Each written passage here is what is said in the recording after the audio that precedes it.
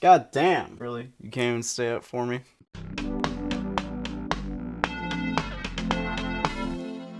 So if you've been on the internet recently or like around the animation community, you may have heard about a certain sequel that's coming out pretty soon, and people are hyped. They are ready as fuck for this sequel. Yeah, I know I just said fuck, and I don't care, alright? I'm a grown-ass man. I know I'm talking about a kid's movie, but this kid's movie came out 14 years ago. Wait, was it 14 years ago? Hold on, let me just... I think the sequel is 14 years after, but it came out 13 years ago. 13 years ago. 13. In that time, I've become a man. I've grown the fuck up. I didn't have a beard when this movie came out. Now I got a beard. Alright? It's been a long ass time. We've been waiting for so long. Cars has already had free movies since this movie came out. And we're ready. We are ready. But why are we ready? Why are we so excited? What's so special about this movie? Well, if you look back on The Incredibles on the surface, it's a superhero movie. It's an animated superhero movie. We've had plenty of superhero movies since this movie.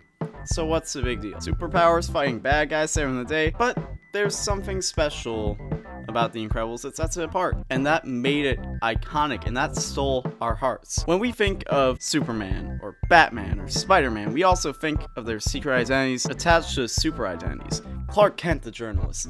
Batman is Bruce Wayne, the philanthropist. Is he a philanthropist? Spider-Man, the kid from Queens who likes to take pictures, and Tom Holland, stay a fuck away from... Don't cut this out. But what all these characters have in common is that their superhero identity kind of takes priority. Bruce Wayne is Batman first. He builds his life around being Batman. He has a fucking cave under his mansion called the Batcave. Like, dog, you don't just do that. Like, you gotta be, like, dedicated to that shit. But in The Incredibles, it kind of feels like it's the other way around. The story takes place in a universe where obviously superpowers are a thing that exists, and we follow Bob and Helen Parr, the power couple of Mr. Incredible and Elastigirl. That guy and that lady. Bob has super strength, and Helen, her name is Elastigirl. I'll let you connect the dots on that one. But after Mr. Incredible saved a man from jumping off of a building, seriously injuring him in the process, it becomes uncool to have superpowers.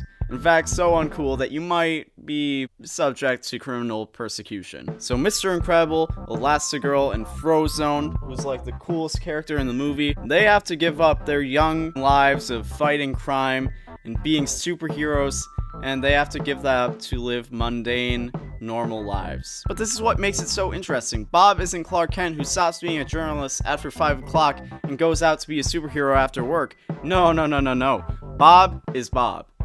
And that's his life. He comes home from his job to his family and life, and occasionally goes out with Lucius, also known as Frozone. Lucius, Frozone, and they listen to police radios and try and relive the good old days. And ultimately, that's what the story's about. Trying to relive those good old days. It's not about the triumphant save the day moment as much as it's about the inability of Bob to let go of his old life. He doesn't want to be just Bob Parr. He wants to be Mr. Incredible. He loves his wife and he loves his family, but he knows that his life peaked when he was a superhero cruising down the streets in his nice car that can instantly change him from a suit to a super suit. He was doing something to serve justice and help his community instead of deny people insurance claims that he knows in his conscience they need. And that's where we start to see conflict. We start to see the conflict of Bob and Helen butting heads because Bob just wants to be super again.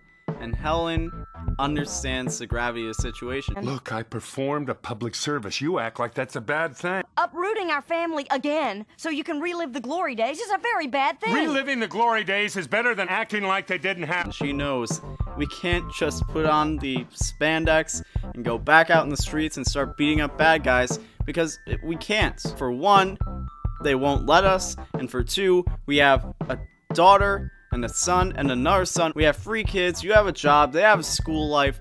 Like, we can't be irresponsible like that. We have to be responsible and just accept life as it is. And Helen has found a way to be content with that. Helen has learned to accept her new life.